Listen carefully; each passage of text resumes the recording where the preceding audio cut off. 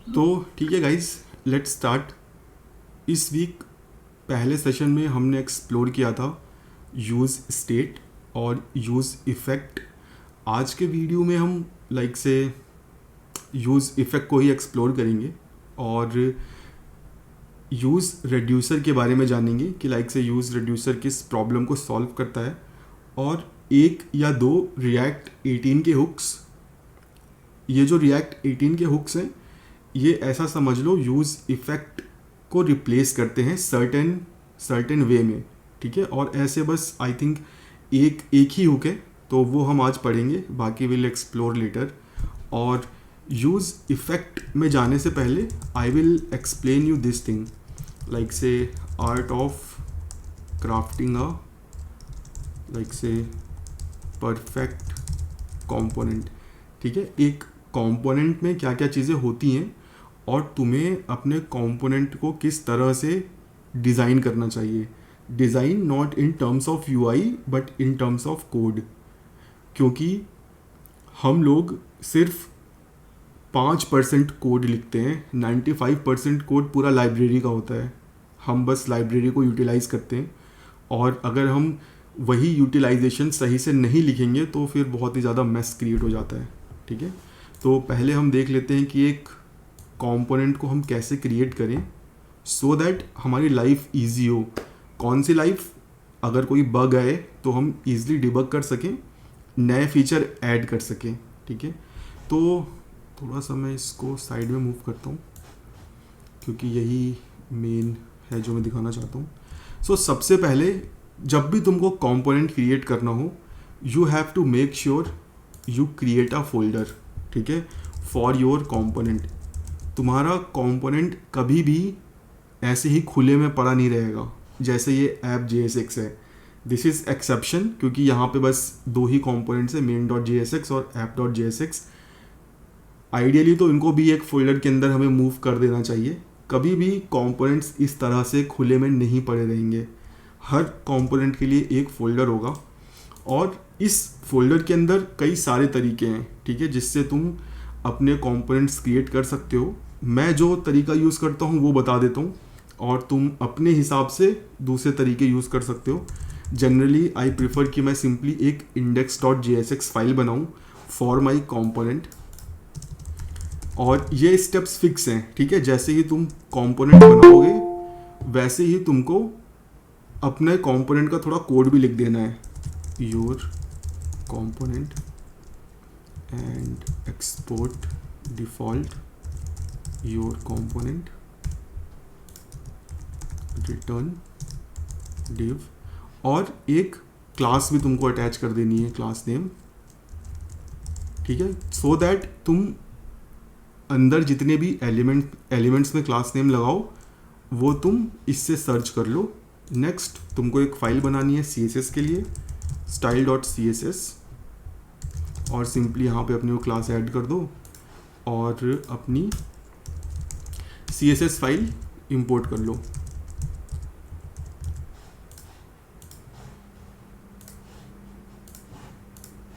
ठीक है, अब तुम्हारे पास कहाँ गया फोल्डर, एक कंपोनेंट और एक CSS फाइल आ गई है। अब ज़रूरी नहीं कि तुम्हें बस यही दोनों फाइल चाहिए, जनरली हमको एक यूटिलिटी फाइल भी चाहिए होती है, utils.js। ये क्यों चाहिए? क्योंकि कई बार हमें कुछ सर्टेन लॉजिक लिखने पड़ते हैं जो बस हमारे कंपोनेंट के स्पेसिफिक होते हैं। फॉर एग्ज़ाम्पल, अगर यहाँ पे मैं कोई कोड लिखूँ और वो काफ़ी बड़ा हो गया तो मेरा ये कंपोनेंट अननेसेसरी लंबा हो जाएगा। इससे बचने के लिए मैं क्या कर सकता हूँ, अपने फंक्शन को यूटिल में मूव कर सकता हूँ। एक्सपोर्ट फंक्शन गेट डेटा, और सिंपली मैं इस गेट डेटा को यहाँ पे इंपोर्ट कर सकता हूँ।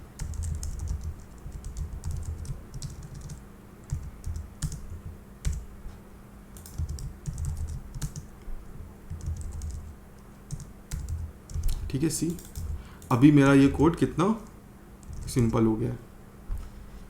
नेक्स्ट, और ये ध्यान रहे इस यूटिल्स में वही फंक्शन जाएंगे जो स्पेसिफिक टू योर कंपोनेंट्स हैं। अगर कोई ऐसा फंक्शन है जो through out the application use हो रहा है, तो उसके लिए फिर तुम अपने ग्लोबल SRC में फोल्डर बनाओ यूटिल्स करके और उसमें तुम डालो। बट अगर कोई चीज़ है जो सिर्फ तुम्हारे कंपोनेंट से रिलेटेड है तो वो तुम्हारे फोल्डर में जाएगी। नेक्स्ट यहाँ पे फाइल बनती है एक कांस्टेंट। अगर तुम्हारे कंपोनेंट में तुम कुछ इस तरह से कॉन्स्ट बना रहे हो, लाइक से डिफ़ॉल्ट एज 90, तो ये प्रिफर्ड वे है कि तुम भाई इसको यहाँ मत रखो, तुम सिंपली इसको कांस्टेंट में मूव करो और यहाँ से एक्सपोर्ट करो।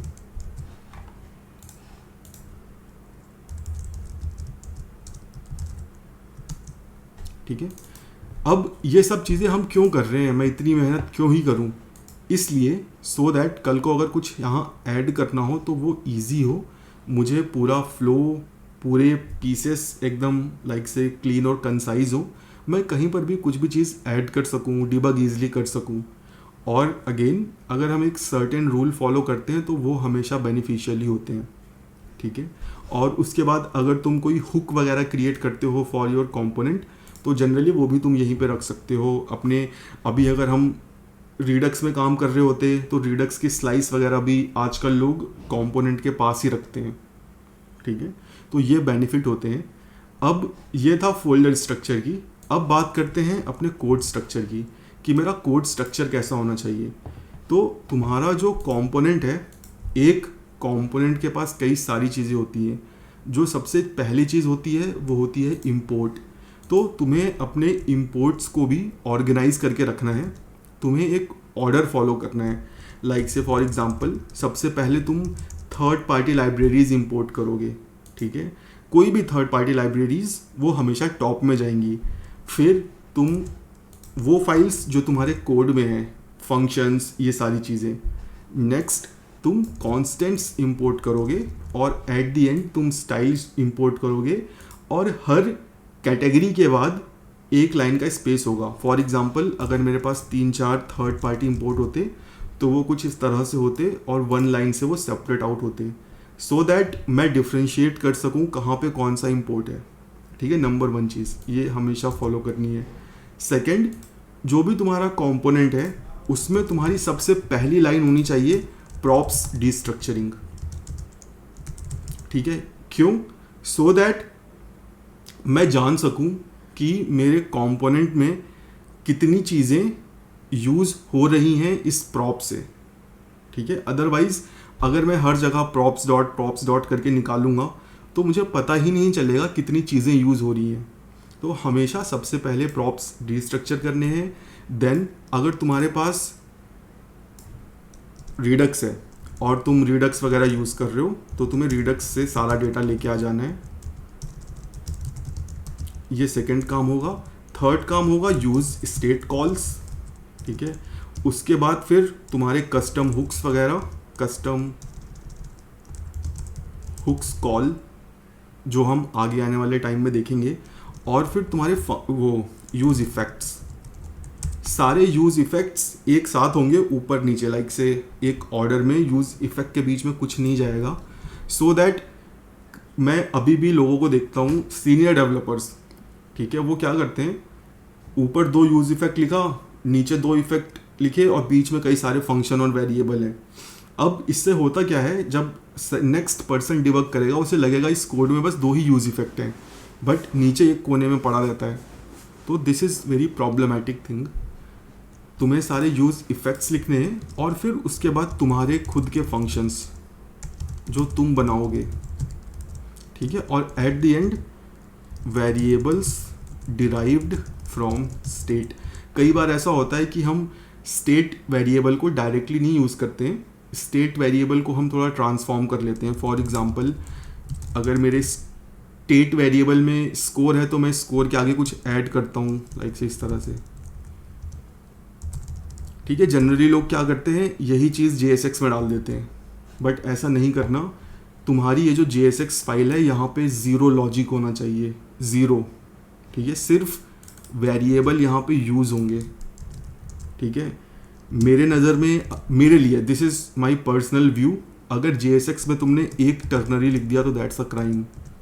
ठीक ठीक है, तुम्हें हमेशा टर्नरीज इन सब को अवॉइड करना है, ठीक है, सारे टर्नरीज, कोई भी लॉजिक नहीं लिखना, और लाइक से मैप वगैरह यूज़ कर रहे हो तो प्रॉपर फंक्शन बना के कॉल करो, क्योंकि देखते देखते JSX इतना बड़ा हो जाता है कि तुम्हें उसमें डिबग करना लाइक से it's very very very lengthy process. तो तुम्हें हमेशा इसी पैटर्न में कंपोनेंट्स क्रिएट करने हैं। अगर तुम्हें इससे बेहतर कुछ मिलता है definitely follow it, the requirement is you should follow something, ठीक है, रैंडमली कुछ नहीं करना, सारी चीज़ें एक प्रॉपर वे में हो, और जिस तरह से तुम कोड लिखते हो वो तुम्हारी एप्लीकेशन की परफॉर्मेंस भी डिसाइड करता है। अभी अगर तुमने सारे वेरिएबल्स को ऊपर ही क्रिएट किया है तो कंपाइलर को पता है कि भाई तुम्हारे कोड में इस जगह सारे वेरिएबल्स डिफाइंड है, तो वो लाइक से अपने हिसाब से चीज़ों को ऑप्टिमाइज़ करेगा। बट अगर तुम सब कुछ रैंडमली करोगे तो कंपाइलर को भी प्रेडिक्ट करना बहुत मुश्किल है। तो ये है, इस तरह से तुम्हें कंपोनेंट्स क्रिएट करने हैं, ठीक है। इसमें डाउट इनपुट कुछ भी? हाँ, मैप ने बताया कि फंक्शन यूज करो, तो हमने तो किया कि map dot array dot map, उसके बाद सीधे li चाहे कुछ और, तो हाँ इसको तो कैसे अपने इस बताएं? हाँ ठीक है, तो for example you have this array, generally हम क्या करते हैं ARR डॉट मैप, ठीक है, और फिर इस तरह से, और फिर यहाँ पे हम समथिंग समथिंग लिख देते हैं। ये नहीं करना। सबसे पहली चीज़, मैप में जो भी तुम रिटर्न कर रहे हो हमेशा इसके लिए कंपोनेंट होगा। This should always come from a component. अगर तुम अलग फाइल नहीं बनाना चाहते हो तो सेम फाइल में ही तुम एक अलग से कंपोनेंट बना लो, बट मैप में कभी भी तुम डायरेक्टली कोई भी JSX नहीं लिखोगे। This is first thing. Second thing, इस मैप को कभी भी यहाँ नहीं लिखना, इसको यहाँ से हटाओ, एक फंक्शन बनाओ,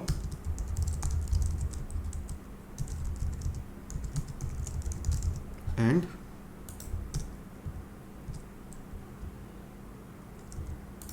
सिंपली कॉल दिस फंक्शन। अब बताओ कौन सा क्लीनर है? इससे हमने क्या किया, हमने अपने इस रेंडर फंक्शन की जो क्लैरिटी है, जो रीडेबिलिटी है, उसको मेंटेन किया है, ठीक है। अब यहाँ पे एक ही मैप यस, है, रियल में कई सारे होंगे, तो तुम्हें इस तरह से ऑप्टिमाइज करना है चीज़ों को। ये हमारा कोई गोल, ठीक है, गोल क्लियर होना चाहिए। गोल है रीडेबिलिटी को मेंटेन करके चलना। क्यों? क्योंकि मैं बस 5% ही कोड खुद का लिखूँगा, 95% कोड लाइब्रेरी का होगा। यहाँ पे तुम्हारा कितना कोड है? तुम्हारा यहाँ पे फंक्शन भी लाइक से रिएक्ट ही यूज़ करता है, प्रॉप्स भी रिएक्ट तुमको दे रहा है, बस ये कोड मैंने लिखा हुआ है, मैप भी इनबिल्ट यूज़ कर रहे हो, तो अपना कोड तुम बहुत कम लिखते हो। हमें मेक श्योर करना है जो कोड हम लिखे वो वेल ऑर्गेनाइज्ड हो। तो ठीक है, अभी हम मूव करते हैं अपने यूज़ इफ़ेक्ट की तरफ। हमने यूज़ इफ़ेक्ट के बारे में काफ़ी चीज़ें पढ़ी थी, एक बार मैं समराइज कर देता हूँ। यूज़ इफ़ेक्ट रन होता है जब हमारा कंपोनेंट UI पर दिख जाता है, ठीक है। ये मैं कहीं लिखते रहता हूँ यार, सो दैट तुम लोगों को समझ में भी आए। तो हमने यूज़ इफ़ेक्ट के बारे में पढ़ा था। यूज़ इफ़ेक्ट का मतलब होता है माउंट। तुम्हारा कंपोनेंट माउंट हो गया है, ये यूज़ इफ़ेक्ट हमको बताता है या दर्शाता है, ठीक है। जो भी कोड हम यूज़ इफ़ेक्ट में लिखते हैं जनरली वो तब रन होता है जब हमारा कंपोनेंट UI पर दिख जाता है, ठीक है। और यूज़ इफ़ेक्ट को हम 3 तरीक़ों से यूज़ कर सकते हैं। जो सबसे पहला तरीका है that is whenever any state change, मैं यूज़ इफ़ेक्ट में जो भी कोड लिखूँगा वो मैं एग्जीक्यूट कर सकता हूँ। सेकंड, व्हेनेवर माई कंपोनेंट माउंट्स, और थर्ड, व्हेनेवर माई कंपोनेंट अनमाउंट्स, ठीक है। बस इन्हीं 3 तरीक़ों के ज़रिए यूज़ इफ़ेक्ट को हम यूज़ करते हैं।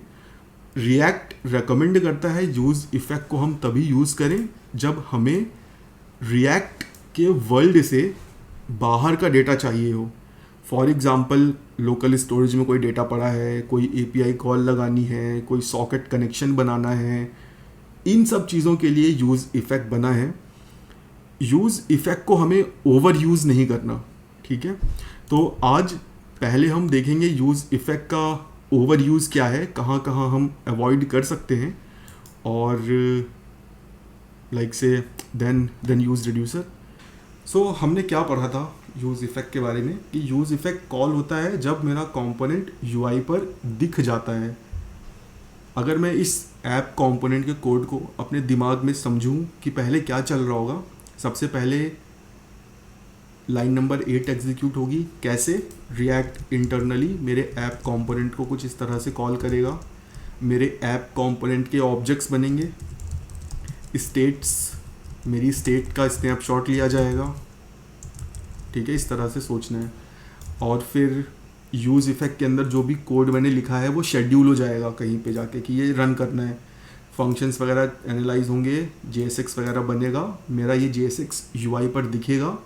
जब दिख जाएगा तब मेरा ये यूज़ इफ़ेक्ट कॉल होगा, ठीक है। This is the flow. अब अगर मैं डिपेंडेंसी एरे को खाली छोड़ देता हूँ, दैट मीन्स कि मेरा यूज़ इफ़ेक्ट में जो कोड है वो बस एक ही बार चलेगा जब मेरा कंपोनेंट माउंट होगा। माउंट का मतलब जब UI पर दिखेगा, और UI पर दिखेगा मतलब ये नहीं कि display block, display flex, display none कर दोगे तो हट जाएगा। जब तक तुम उसको कंडीशनली नहीं हटाओगे JSX से तब तक वो नहीं हटेगा, ठीक है। अनमाउंट तब कॉल होगा जब तुम कंडीशनली हटाओगे, ओके। इसका क्या मतलब है? अगर तुम्हारे पास कोई कंपोनेंट है इस तरह से चाइल्ड, तो ये हमेशा माउंट होगा, ठीक है। अब ये अनमाउंट कब होगा? फॉर एग्जांपल यहाँ पे तुमने इसे कंडीशनली रेंडर कर रखा है, ठीक है। अभी अगर ये ट्रू फॉल्स हो गया तब मेरा चाइल्ड कंपोनेंट अनमाउंट होगा, ठीक है।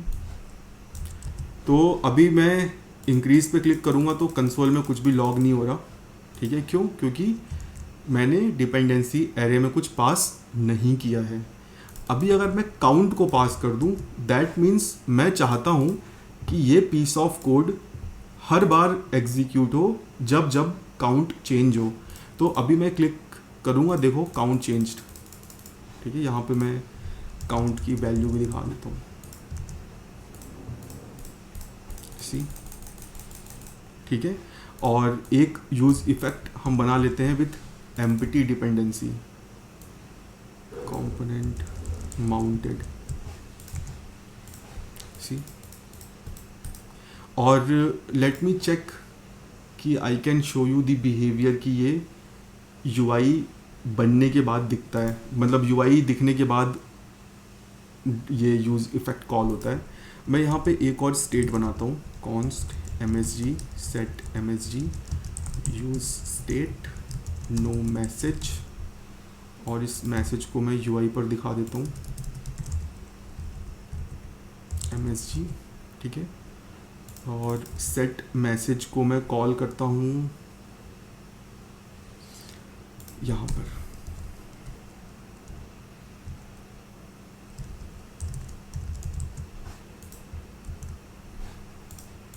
एक कंडीशन लगा देता हूँ, if count is greater than 2। Let's see if I can,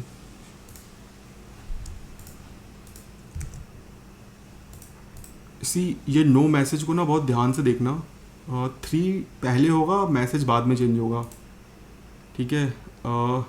इस बिहेवियर को मैं बता नहीं पा रहा हूँ, लाइक से यहाँ पे बहुत ही क्विकली हो जा रहा है। लेट मी सी,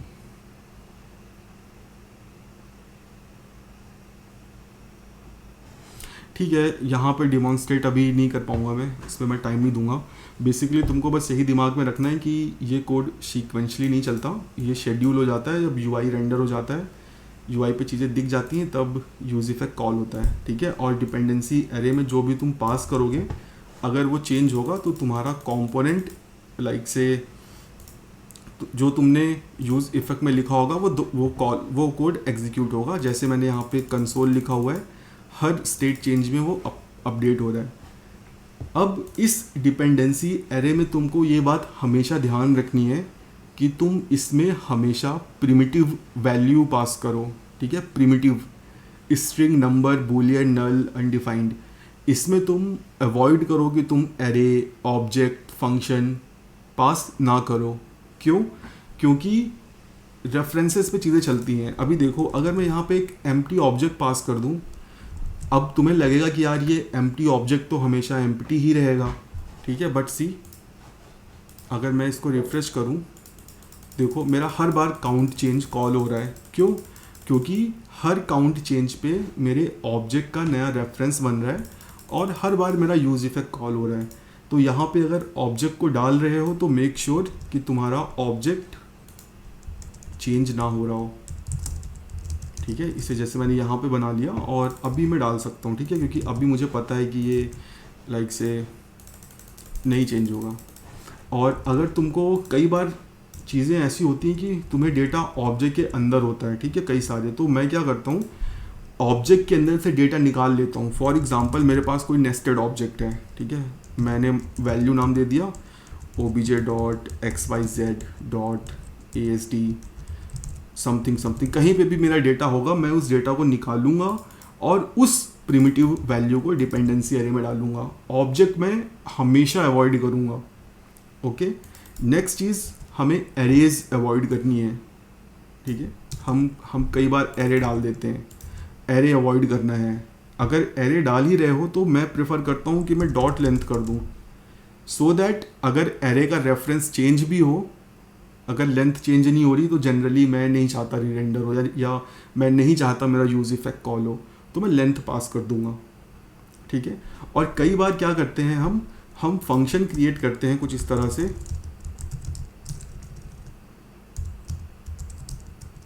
ठीक है। और अगर हम इस फंक्शन को अंदर यूज़ करेंगे तो रिएक्ट अपने को वार्निंग दे देता है कि भाई तुमने जो चीज़ यूज़ इफेक्ट में यूज़ की है वो डिपेंडेंसी एरे में नहीं है, ठीक है। तो हम क्या करते हैं, हम यहाँ पे आइदर ESLint या इस रूल को साइलेंट कर देते हैं। हम फंक्शन को यहाँ पे नहीं डालते हैं।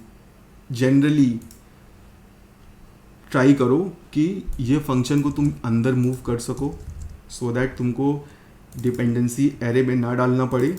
अगर तुम इसको अंदर मूव नहीं कर सकते हो तो तुम्हें इसे डेफिनेटली यहाँ पे डालना चाहिए, ठीक है। और तुम यूज़ कर सकते हो यूज़ कॉल बैक हुक का, जो हम नेक्स्ट सेशन में पढ़ेंगे विथ फंक्शंस, ठीक है। क्योंकि सी, फंक्शंस भी एक ऑब्जेक्ट्स होते हैं।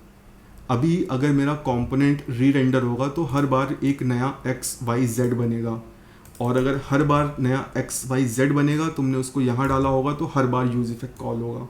तो कोई मतलब ही नहीं है कि तुम फिर डिपेंडेंसी में XYZ डालो।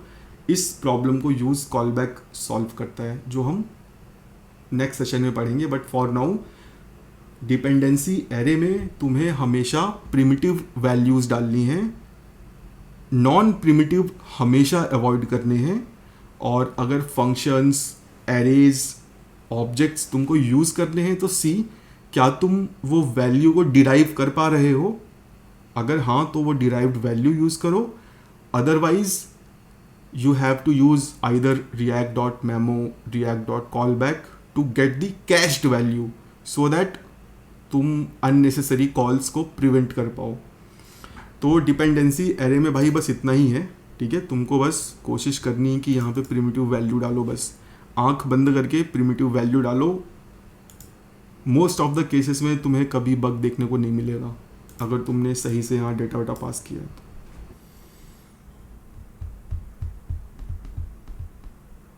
ठीक है, तो नाउ लेट्स मूव कि यूज़ इफ़ेक्ट किन किन केसेस में हम अवॉइड कर सकते हैं। Okay, let's consider first situation. मुझे अगर मेरा काउंट लाइक से मेरा ये काउंट अगर 2 से छोटा है तो मुझे कोई मैसेज नहीं दिखाना, जैसा अभी दिख रहा है वैसे ही रखना है, नो मैसेज। बट अगर मेरा काउंट 2 से बड़ा हो जाता है तो मुझको एक मैसेज दिखाना है, और वो मैसेज क्या दिखाना है ये मैं कंडीशन लगा देता हूँ।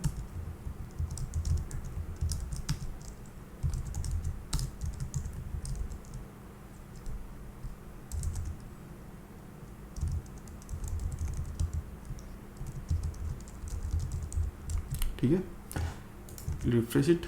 अभी 0 पे कुछ नहीं है, let's remove this use effect. जैसे ही मेरा ये 2 3 होगा वैसे ही मैसेज चेंज हो जाएगा। सी, यही मुझे करना था। अगर मेरा काउंट 2 से बड़ा है तो मुझे मैसेज स्टेट को अपडेट करना था। क्या किसी को लगता है कि यहाँ पे मैं यूज इफेक्ट को हटा सकता था? हाँ सर। ठीक है, तो मैं क्या कोड लिखता है यहाँ पे?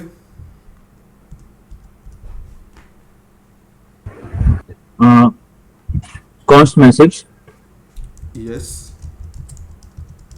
is equal to count greater than 2 ternary operator basically ठीक है, इसमें समझ गया। हम्म, तो अभी जो इसने एग्जांपल बताया that is a good one, but that is not applicable to this case. यहाँ पर मैं चाहता हूँ अपनी स्टेट को अपडेट करना। ठीक है, यहाँ पे मैं कोई नया वेरिएबल नहीं बनाना चाहता हूँ, यहाँ पे मैं डेलिबरेटली स्टेट को अपडेट करना चाहता हूँ। तो अब यहाँ पे हमें प्रॉब्लम समझनी है कि प्रॉब्लम क्या है, क्योंकि अगर मुझे प्रॉब्लम ही नहीं पता तो मैं सॉल्व करके कर भी क्या लूँगा। अगर कोई मुझे सॉल्यूशन बता भी देगा तो मतलब मुझे पता ही नहीं चलेगा ना कि ये सॉल्व क्या कर रहा है, मैं बस आंख बंद करके लिख दूंगा। तो अब यहाँ पे पहले प्रॉब्लम समझते हैं कि प्रॉब्लम क्या है इसको इस कोड में। तो अब प्रॉब्लम ये है कि जब मेरा काउंट 2 हो, लाइक से मैंने इसे रिफ्रेश करते हैं, 1 हुआ 2 हुआ, ठीक है। अब हम फ्लो समझते हैं। अब क्या होगा, जब मैं बटन पे क्लिक करूँगा मेरा हैंडल इंक्रीज फंक्शन कॉल होगा, सेट काउंट ट्रिगर होगा और एक फंक्शन रन होने के लिए शेड्यूल हो जाएगा। पूरा हैंडल इंक्रीज का कोड रन होगा, मेरा सेट काउंट चलेगा, स्टेट को ये क्या कर देगा 3 के साथ मेरा कोड रन होगा, यूज इफेक्ट में मेरा कंट्रोल आएगा, ये कंडीशन ट्रू होगी, ये सेट मैसेज एग्जीक्यूट नहीं होगा, ये शेड्यूल हो जाएगा। ओके, और फिर मेरा यूआई रेंडर होगा विथ 3 और नो मैसेज। अब रिएक्ट चेक करेगा क्या शेड्यूल में कुछ पड़ा हुआ है, आंसर आएगा यस। क्या पड़ा हुआ है, एक सेट फंक्शन। क्या कर रहा है वो, स्टेट अपडेट। फिर रिएक्ट स्टेट को अपडेट करेगा, हे देयर यू विन, और फिर से सारी साइकिल चलेगी, फिर से मेरा ये अपडेट वगैरह ट्रिगर होगा और फिर मुझे यूआई पर हे देयर यू विन देखने को मिलेगा। Let's refresh it. 2 पे मेरा यूआई है। अब मैं जब बटन पे क्लिक करूँगा तो देखो क्या होगा। सबसे पहले मेरा हैंडल इंक्रीज फंक्शन चलेगा, सेट काउंट शेड्यूल हो जाएगा, नीचे कोई कोड नहीं है तो सेट काउंट एग्जीक्यूट होगा। इसने काउंट को कर दिया 3, ठीक है। स्टेट चेंज हुई, मेरा ऐप कंपोनेंट री रेंडर होगा, री rendering app component with 3। Okay, count की वैल्यू 3 है, मैसेज की वैल्यू नो मैसेज है, यूज इफेक्ट पे आए, काउंट क्या ग्रेटर देन 2 है, यस। सेट मैसेज को स्केड्यूल कर दो, नीचे नीचे कुछ कोई कोड नहीं है, कोई कोड नहीं है, message no message, increase count with 3 UI पे दिख गया, show in UI increase count 3। अब रिएक्ट चेक करेगा, चेक फॉर स्केड्यूल्स, कुछ है, यस। क्या है, set message, call it, set message call होगा, स्टेट अपडेट हुई, यस, ऐप रीरेंडर हुई, काउंट की वैल्यू 3, मैसेज की value hey there you win, ये पहले ही चल चुका है तो ये चलेगा नहीं, और नीचे नीचे नीचे, और फिर तुम्हें तुम्हारा मैसेज दिख जाएगा, हे देयर यू विन। अब यहाँ पे जो प्रॉब्लम है वो है एक एक्स्ट्रा रीरेंडर, दिस वन, ठीक है। और क्या प्रॉब्लम है, आई थिंक यही प्रॉब्लम है कि एक बार एक्स्ट्रा रीरेंडर हो रहा है। तो क्योंकि जब तुम स्टेट अपडेट करते हो इमीडिएटली नहीं अपडेट होता, स्टेट अपडेट पे ऐप री रेंडर होती है, ठीक है, मैं एक और बार बता देता हूँ। 2 पे हम आ गए हैं। जब मैं अभी बटन पे क्लिक नहीं किया है, अगर अभी मैं बटन पे क्लिक करूँगा, हैंडल इंक्रीज फंक्शन कॉल होगा, सेट काउंट शेड्यूल हो जाएगा, नीचे कोई कोड है नहीं तो सेट काउंट एग्जीक्यूट होगा। सेट काउंट स्टेट को अपडेट करेगा 3 में। जैसे ही स्टेट अपडेट हुई, ऐप रीरेंडर होगा विथ काउंट 3। ठीक है, ये कोड चलेगा, ये कोड चलेगा। यूज़ इफेक्ट ये शेड्यूल हो जाएगा। यूज़ इफेक्ट मैंने क्या बोला था, जब यूआई अपडेट हो जाता है या यूआई पे चीज़ें दिख जाती हैं तब ये एग्जीक्यूट होता है। नेक्स्ट, ये सब चलेगा नहीं। नेक्स्ट, मेरा हैंडल इंक्रीज ये 3 के साथ दिख जाएगा। अब रिएक्ट चेक करेगा क्या कुछ शेड्यूल में पड़ा है, हाँ सेट मैसेज पड़ा है, चलो इसको अपडेट करो, कॉल करो। जब ये कॉल होगा, स्टेट अपडेट होगी, फिर से मेरा ऐप रीरेंडर होगा। ठीक है, अब यहाँ पे जो प्रॉब्लम है वो है ये लाइक से सी। यहाँ पे हम इस प्रॉब्लम को कई तरह से सॉल्व कर सकते हैं। मैं क्या कर सकता हूँ, मैं इस फ्लो को ना कैंसिल कर सकता हूँ। ये वाला जो फ्लो है, show UI in increase count 3, कैसे देखो, मैं कुछ ऐसे कर सकता हूँ। इफ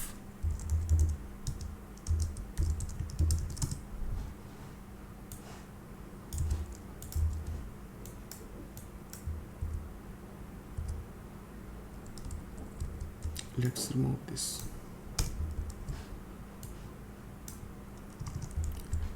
अब ये जो तरीका है, ये मैं क्यों बता रहा हूँ, this is the solution and ऐसा कोड तुमको हमेशा लिखने से बचना है। ठीक है, अब देखो यहाँ पे होगा क्या, लेट्स रिफ्रेश इट।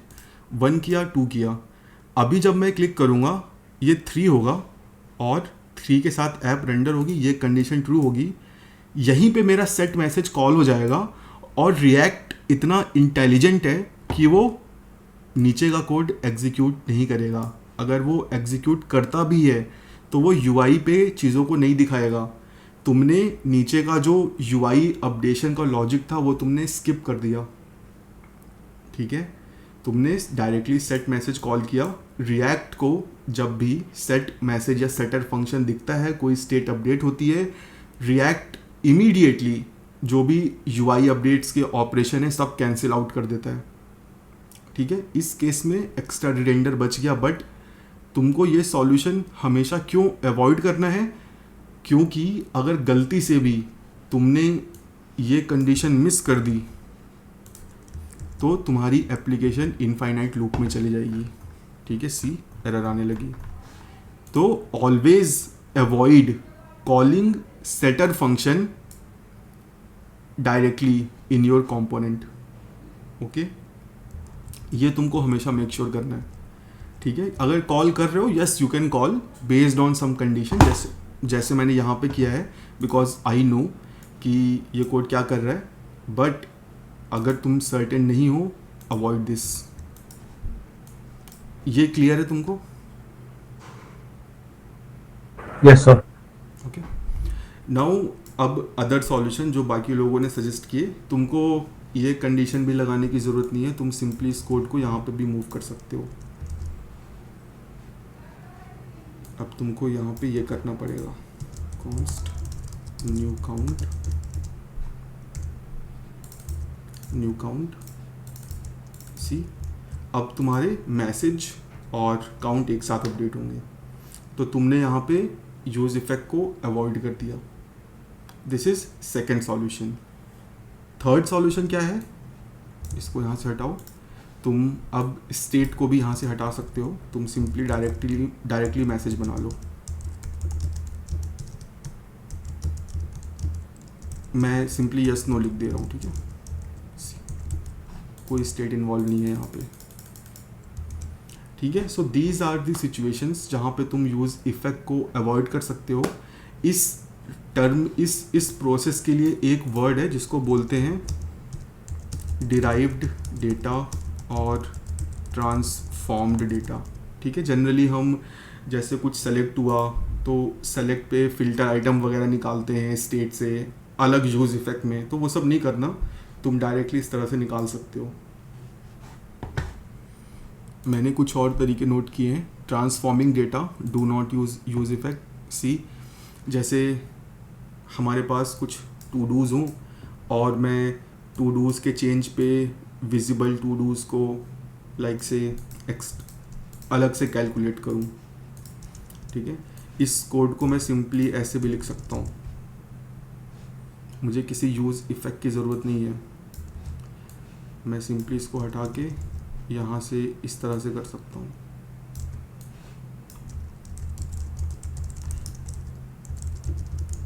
ठीक है, क्योंकि मुझे हर रेंडर पे चाहिए ही, तो सीधे कैलकुलेट हो जाएगा. ठीक है. Updating state based on props and state change, ये हमने अभी देखा. ठीक है, लाइक कि अपने को एक एडिशनल वेरिएबल बनाने की ज़रूरत नहीं है, एक एडिशनल स्टेट बनाने की ज़रूरत नहीं है. मैं डायरेक्टली इस कोड इस सर्टेन पीस ऑफ कोड को हटा के सिंपली यहाँ पे मैं इसको भी हटा दो भाई. फुल नेम अलग से बनाने की ज़रूरत नहीं है. मैं simply first name plus last name कर सकता हूँ.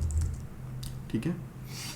Now this one is interesting. Resetting state when prop changes. ठीक है, जनरली क्या होता है कि हमारे पास कोई कंपोनेंट होता है, फॉर एग्जांपल फंक्शन चाइल्ड, और यहाँ पे मैं रिटर्न कर देता हूँ h1 id, और यहाँ पे मैं प्रॉप्स में id पास कर देता हूँ. इस चाइल्ड को मैं बटन में यूज़ कर लेता हूँ और id में मैं काउंट ही पास कर देता हूँ. ठीक है, लेट्स सी. ठीक है, id चेंज हो रही है, काउंट बार बार री रेंडर हो रहा है. अभी हम कई बार क्या करते हैं, कुछ इस तरह से कोड लिखते हैं. फॉर एग्जांपल मेरे इस चाइल्ड कंपोनेंट में कुछ स्टेट वेरिएबल्स होते हैं, कुछ इस तरह से, और मैं कुछ इस तरह का कोड लिखता, यूज़ इफेक्ट, और यहाँ पे id, और यहाँ पे मैं काउंट को 0 करता.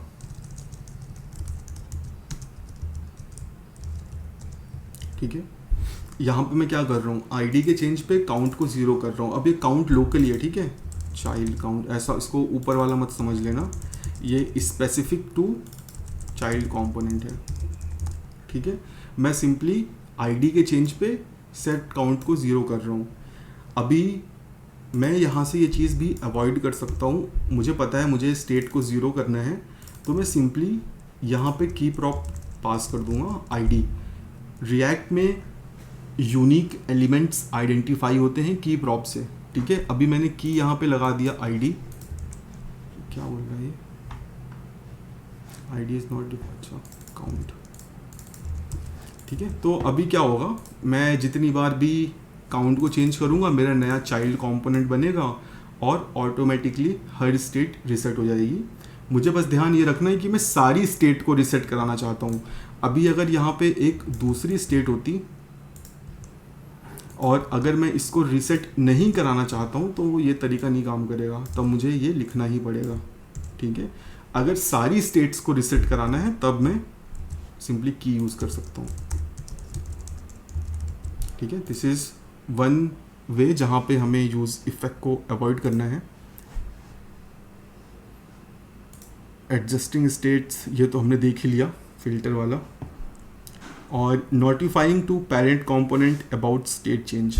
सो बेसिकली कई बार क्या होता है, हम पेरेंट कंपोनेंट से कुछ पास करते हैं, लाइक से फंक्शन डेटा अपडेटेड.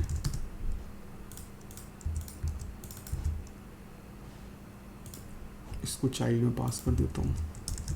ठीक है, और हम फिर एक यूज़ इफेक्ट लिखते हैं चाइल्ड में कि अगर मेरा चाइल्ड काउंट चेंज हो तो फिर तुम इस डेटा अपडेटेड को कॉल कर लो. ठीक है, fair enough. Simply child change हो रहा है, मैं डेटा को कॉल कर रहा हूँ. बट इसको हम अवॉइड कर सकते हैं बेसिकली, जो थोड़ी देर पहले हमने किया था, जहाँ पे मेरा डेटा अपडेट हो रहा है चाइल्ड काउंट,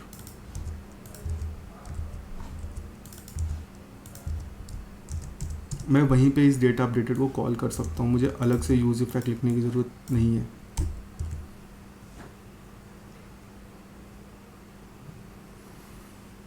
ठीक है, तो ऐसी जगहों पे हम यूज़ इफ़ेक्ट को अवॉइड कर सकते हैं।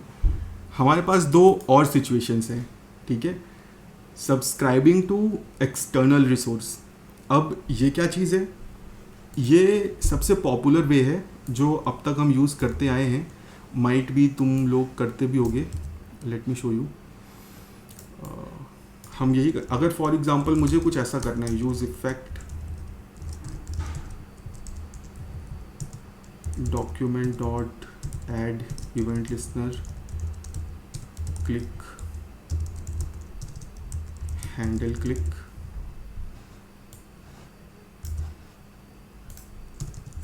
रिटर्न अ फंक्शन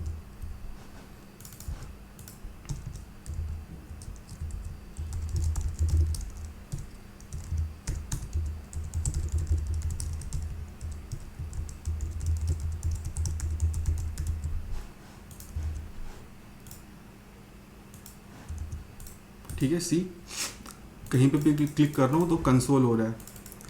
ये कोड किसने लिखा है कभी भी? रिमूव नहीं करोगे कि ऐड होगे? अच्छा हाँ, सॉरी यार, मैं भूल गया। लिखा है बहुत बार। और किसी ने लिखा है? हाँ सर लिखा। ठीक है, जिन्होंने नहीं लिखा उनके लिए बता दूं, यहाँ पे मैं क्या कर रहा हूँ। जब मेरा कंपोनेंट यूआई पे दिख जाए तो मैं एक क्लिक लिसनर को अटैच करना चाहता हूँ डॉक्यूमेंट पे, सो दैट मैं कहीं पर भी क्लिक करूँ तो मुझे पता चल जाए कि मैंने यहाँ पे क्लिक किया है। ओके, जैसे कि यहाँ पे तुम देख रहे हो, click on document, click on document. ये one of the best example था कि हम क्यों यूज़ इफेक्ट यूज़ करें। यहाँ पे I am subscribing to an external data source.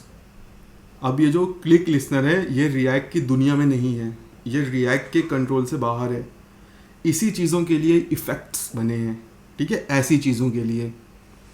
But अब रिएक्ट बोलता है भाई तुमको ये सब भी नहीं करना, इसके लिए यूज़ इफ़ेक्ट नहीं लिखना। तो क्या यूज़ करना है? अगर तुम रिएक्ट 18 पे काम कर रहे हो तो एक नया स्टोर है, एक नया हुक है, यूज़ सिंक एक्सटर्नल स्टोर। ये जो हुक बना है ये इसलिए बना है कि तुम एक्सटर्नल सोर्स से चीज़ों को सब्सक्राइब कर सको। सिंपल। अब इसका यूज़ करने का तरीका थोड़ा सा कॉम्प्लिकेटेड है और हम पीस बाय पीस इसको समझेंगे, थोड़ा सा आज, थोड़ा सा नेक्स्ट सेशन में। सिंपली इसको हमें कॉल कर लेना है, दिस इज़ अ हुक, और ये हमसे 3 चीज़ें लेता है, ठीक है। तीनों चीज़ें फंक्शन है। जो पहला फंक्शन है वो है सब्सक्राइब फंक्शन, सब्सक्राइब फंक्शन, और दूसरा फंक्शन है गेट वैल्यू, और थर्ड फंक्शन यूज़ होता है सर्वर साइड रेंडरिंग में, तो उसको हम अवॉइड कर देते हैं। अपने को बस 2 ही फंक्शन से मतलब है, सब्सक्राइब और गेट वैल्यू। अब ये सब्सक्राइब क्या है, इसको तुम कुछ भी नाम दे सकते हो, ठीक है, बट मैंने सब्सक्राइब नाम रखा है। इस सब्सक्राइब फंक्शन की रिस्पॉन्सिबिलिटी है एक्सटर्नल डेटा सोर्स से चीज़ों को कनेक्ट करना। तो मैं सिंपली यहाँ पे लिख सकता हूँ फंक्शन सब्सक्राइब, ठीक है, और फंक्शन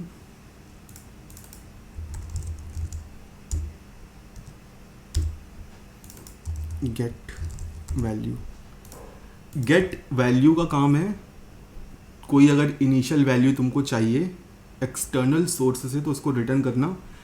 ये आज के स्कोप में नहीं है, इसको मैं सिंपली ऐसे ही रखता हूँ, ठीक है। इसको मैं यहाँ से हटा के सिंपली एनोनिमस फंक्शन बना देता हूँ, ठीक है, या मैं इसको पास देखता हूँ, पास नहीं करता तो कुछ होता है क्या? पास ही नहीं करता हूँ, एरर क्यों आ रही है? हाँ, मुझे पास करना पड़ेगा, मैं सिंपली एम्प्टी फंक्शन पास कर देता हूँ, ठीक है, एरर चली गई। अब देखते हैं इस सब्सक्राइब को हम कैसे यूज़ कर सकते हैं। यूज़ इफेक्ट में हम क्या करते थे, document dot add event listener, click, handle click, और क्या करते थे, एक क्लीन अप फंक्शन रिटर्न करते थे, वो भी हम यहाँ से कर देंगे।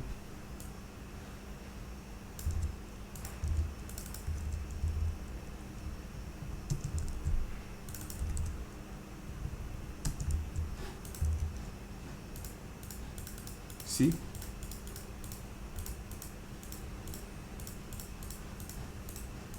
मेरा क्लिक ऑन डॉक्यूमेंट कॉल हो रहा है, और जब ये मेरा कंपोनेंट अनमाउंट होगा तो ये क्लीनअप फंक्शन चल जाएगा।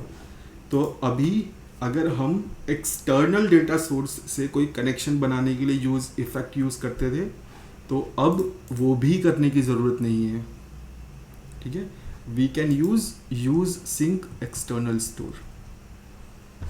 ओके, अभी इसका भी यूज़ इतना डायरेक्ट नहीं है, यहाँ पे कई सारी रिस्ट्रिक्शंस हैं, जैसे कि ये जो सब्सक्राइब फंक्शन है ये हर रेंडर पे चेंज नहीं होना चाहिए। अगर ये हर रेंडर में चेंज होगा तो फिर ये दोबारा से हुक कॉल होगा। अगेन इसको कैसे प्रिवेंट करना है वो हम नेक्स्ट सेशन में देखेंगे, बट फॉर टुडे मेरा पर्पस था ये बताना कि हम यूज़ इफ़ेक्ट इस केस में अवॉइड कर सकते हैं। ठीक है, तो इसमें डाउट किसी को या कोई क्रॉस क्वेश्चन?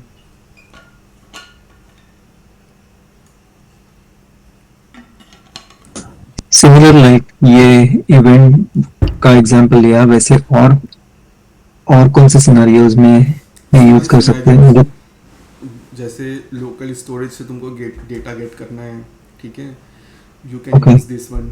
अभी अगर जैसे विंडो रिसाइज हो रही है, ठीक है, विंडो रिसाइज पे तुमको कुछ करना है, you can use this method. So जहाँ जहाँ पे तुम यूज इफेक्ट यूज करते थे, you can now replace it with this one for subscribing to external source, क्योंकि इसका नाम ही है use sync external store. This is used to get data from external sources. Okay, ठीक है, इसके सम रूल्स हैं जो हम धीरे धीरे पढ़ेंगे, क्योंकि अभी हमने custom hooks, callback memo नहीं पढ़ा, तो कोई मतलब नहीं है बाकी चीज़ें बताने का। बट ये बस मैं तुम लोगों के दिमाग में डालना चाहता था कि ऐसी चीज़ें अब हो रही हैं, मतलब अब अपने को यूज़ इफ़ेक्ट कम से कम लिखना है। ठीक है, तो नेक्स्ट जो लास्ट है वो है फॉर APIs। हम जनरली यूज़ इफ़ेक्ट APIs के लिए लिखते हैं, right, most of the time.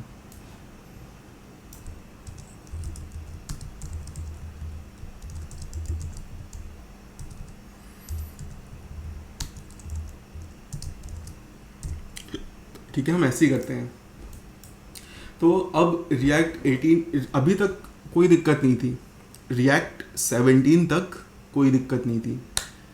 दिक्कत अब है, रियल दिक्कत। प्रॉब्लम्स पहले भी थी बट वो प्रॉब्लम्स मैनेजेबल थी। अभी प्रॉब्लम है कि अगर तुम ये कोड लिखोगे तो डेवलपमेंट मोड में ये 2 बार कॉल होगा, फिर तुमको यहाँ पे एडिशनल चेक्स वगैरह ऐड करने पड़ेंगे कि ये 2 बार कॉल ना हो।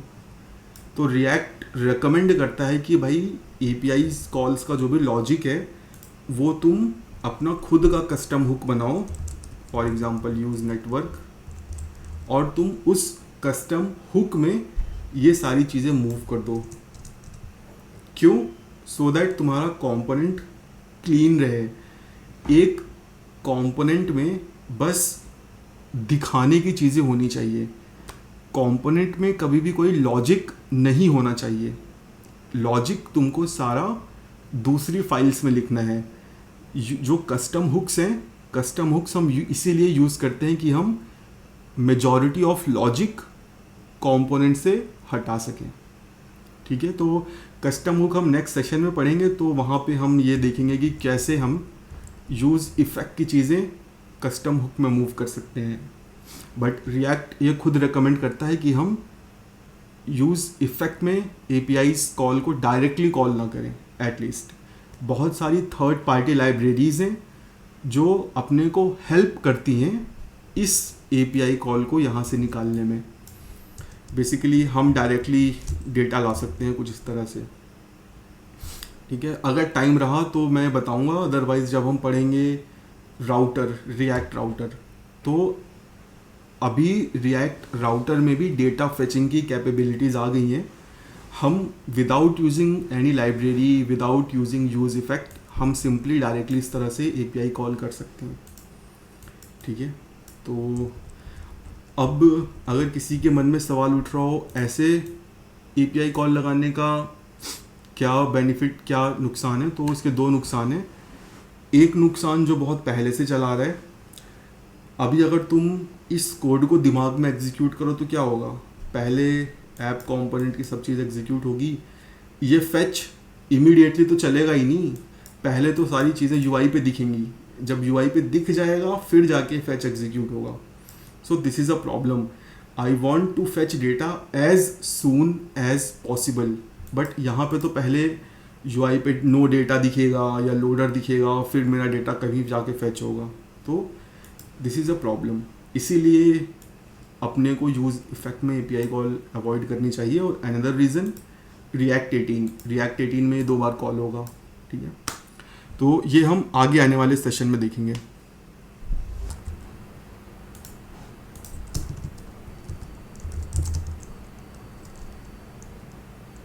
मैं सिंपली 2 स्टेट का यूज़ करके ना ये डिमॉन्स्ट्रेशन दे देता हूँ, ठीक है, just to keep it simple. F name set F name use state empty string, and let's create another field l name set l name, and let's create two fields, input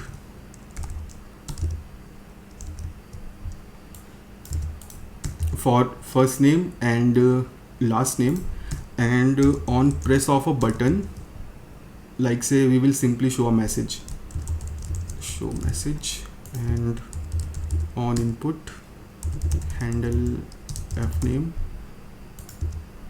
on input handle l name, and let's create 2 functions, function handle f name,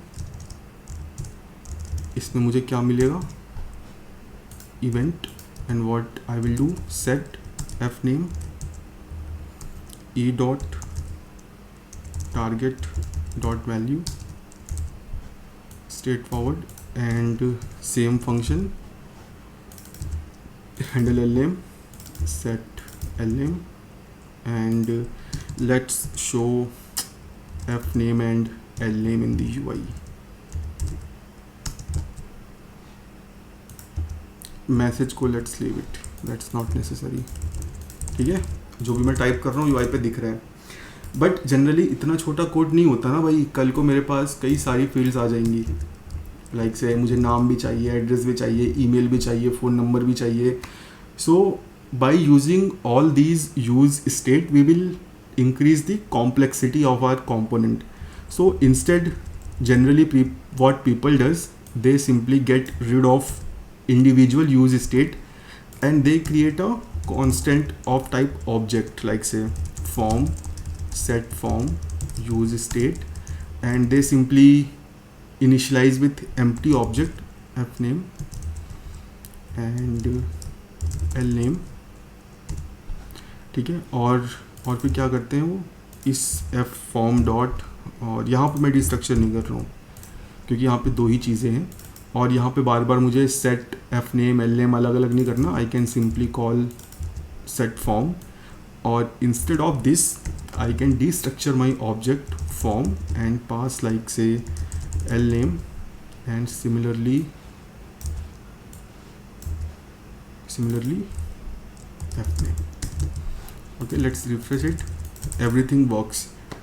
Now another developer comes और उसको requirement मिलती है कि भाई तेरे को email field भी लेनी है। सो ही कम्स अप, उसने सिंपली कॉपी पेस्ट किया हैंडल ईमेल, और उसने नया फंक्शन बना दिया handle email. Now that person is not experienced, उसको नहीं पता भाई ये डिस्ट्रक्चर क्या होता है, उसने डिस्ट्रक्चर नहीं किया, ठीक है, और उसने कोड को सेव कर दिया।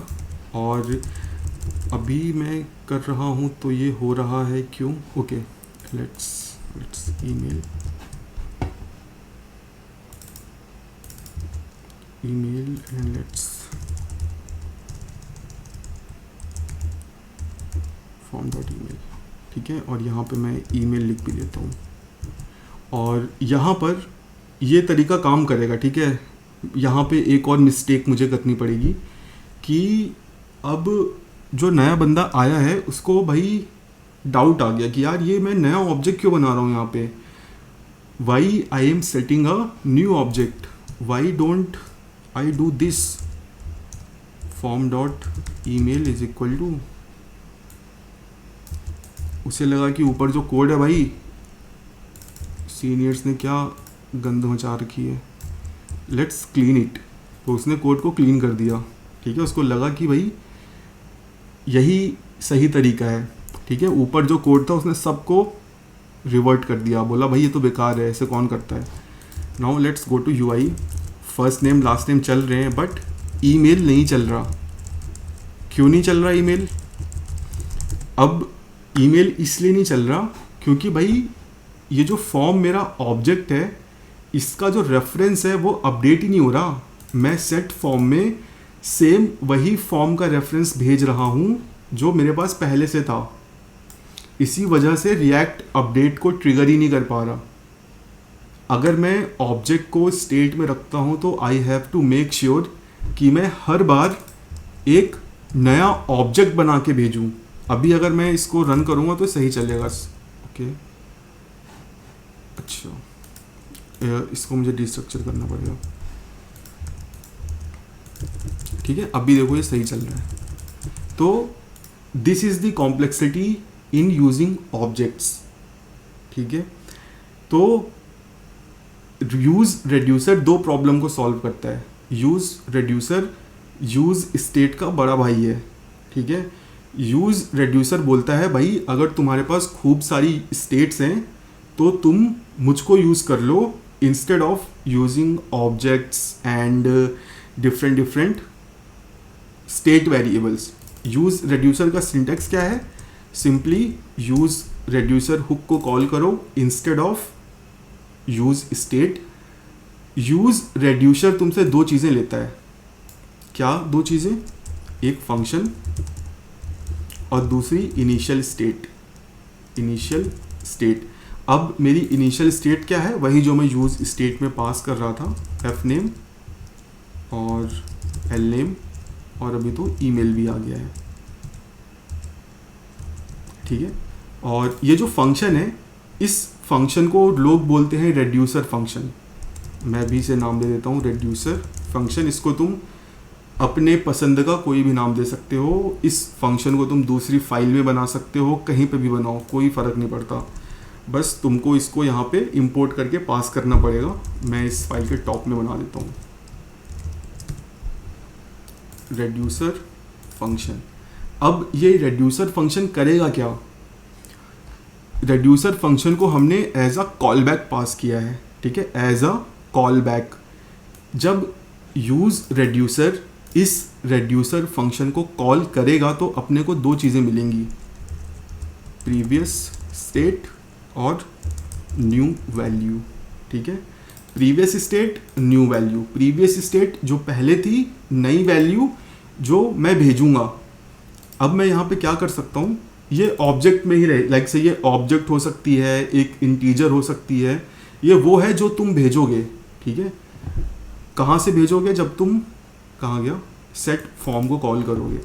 मैं यहाँ से सिंपली रिटर्न कर देता हूँ एक ऑब्जेक्ट, प्रीवियस स्टेट को डिस्ट्रक्चर कर देता हूँ और न्यू वैल्यू को डिस्ट्रक्चर कर देता हूँ। That's it, okay. Reducer function हमको दो चीज़ें देता है, प्रीवियस स्टेट और न्यू वैल्यू। रेड्यूसर फंक्शन की रिस्पॉन्सिबिलिटी है एक ऑब्जेक्ट रिटर्न करना।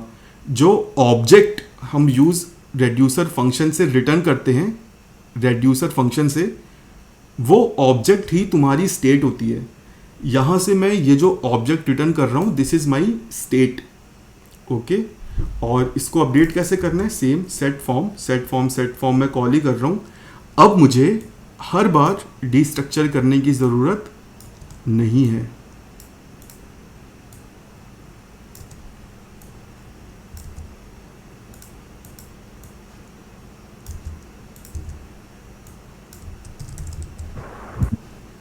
ठीक है, सी अब मुझे डिस्ट्रक्चर नहीं करना। और यहाँ पे ना मैं ये भी कंसोल कर देता हूँ, console.log new value.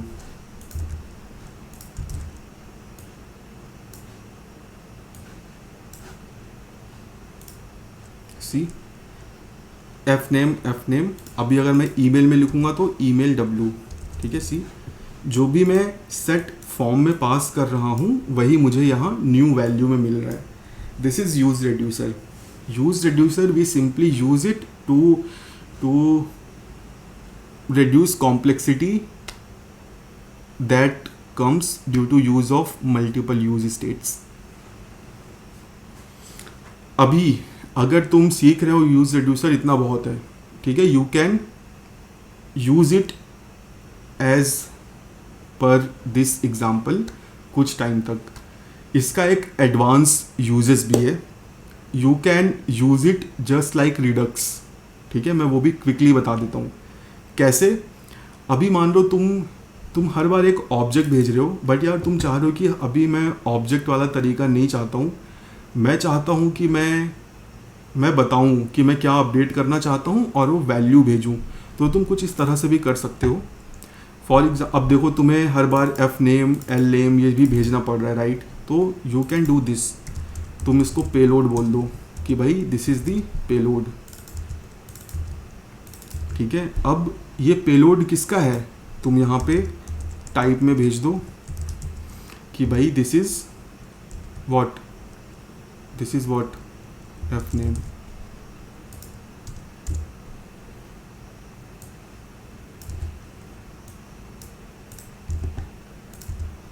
This is email, this is what L name, okay. अब क्या चेंज करना है तुमको। अभी सेट फॉर्म तुमको अच्छा नहीं लग रहा तो तुमने इसको नाम दे दिया dispatch. This is just a shutter function, okay. Now what, now तुम अपनी स्टेट में आए, तुमने सिंपली यहाँ पे चीज़ों को थोड़ा सा रीनेम कर दिया। न्यू वैल्यू को तुमने कर दिया एक्शन, और एक्शन से तुमने दो चीज़ें निकाल ली। क्या दो चीज़ें निकाली तुमने, टाइप और वैल्यू।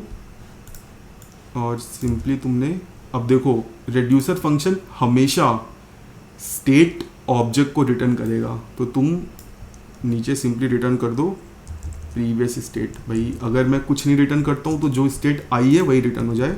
और यहाँ पे तुम स्विच इफ एल्स जो मना है वो लगा लो। मैं इफ़ लगा देता हूँ, if type equal to F name, और इसको मैं else if L name email return previous state F name value.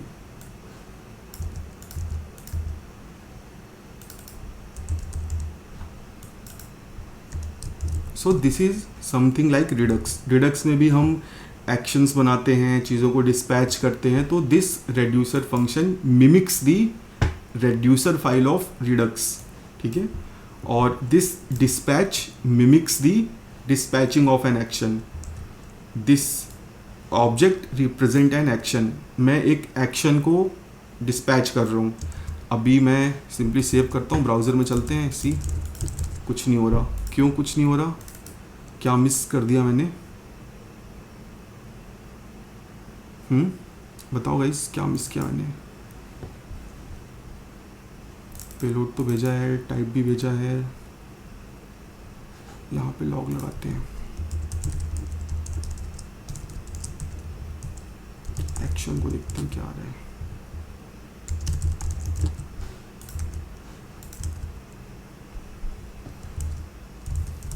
ठीक है, एक्शन तो मेरा सही आ रहा है और टाइप टाइप भी मेरा सही आ रहा है। आइडियली तो ये रिटर्न होना चाहिए।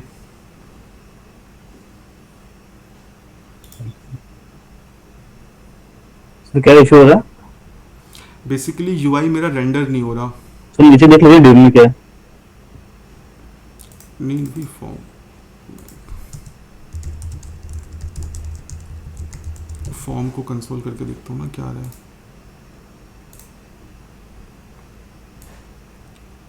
ये अनडिफाइंड आ रहा है।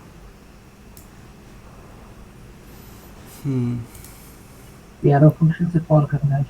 सॉरी, एरो फंक्शन कहाँ पे?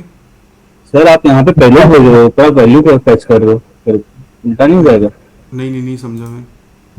payload and form हाँ ओ const line number 22 and 29. नहीं ठीक है, यहाँ पे कोई दिक्कत नहीं है यार। नहीं, लाइन 29 में आप जो पेलोड भेज रहे हो, ऊपर एक्शन में आप डिस्क्रिप्शन में वैल्यू निकाल लो ना।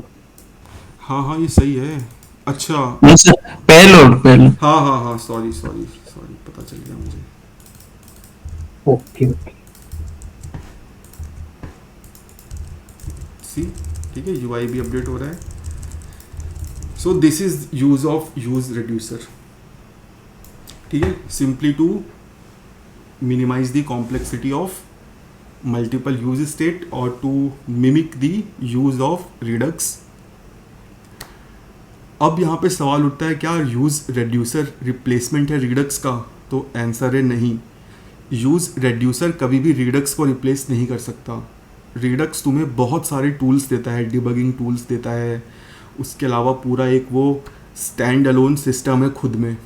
ठीक है, यूज़ रेड्यूसर इसको कभी रिप्लेस नहीं कर सकता। यूज़ रेड्यूसर तुम डेफिनेटली डिफरेंट अपनी एप्लीकेशन के पार्ट्स में यूज़ कर सकते हो। ठीक है, बट पूरे एप्लीकेशन की स्टेट रखने के लिए यूज़ रेड्यूसर यूज़ करना इज़ लाइक से नॉट अ गुड चॉइस, क्योंकि तुम्हें अगेन सारे फंक्शंस को वाया प्रॉप ऊपर से नीचे भेजना पड़ेगा। ठीक है, तो अगेन यूज़ रेड्यूसर को तुम अपने छोटे से किसी एप्लीकेशन के पार्ट के लिए यूज़ कर सकते हो, जैसे फीडबैक फॉर्म हो गया या चैट विंडो हो गई, छोटे छोटे सेक्शंस जो बटन के क्लिक पे खुलते हैं और बंद हो जाते हैं। ठीक है, तो उस केस के लिए बेनिफिट है। अब बताओ कोई क्वेश्चंस या जो कुछ भी हो तो I am open for discussion.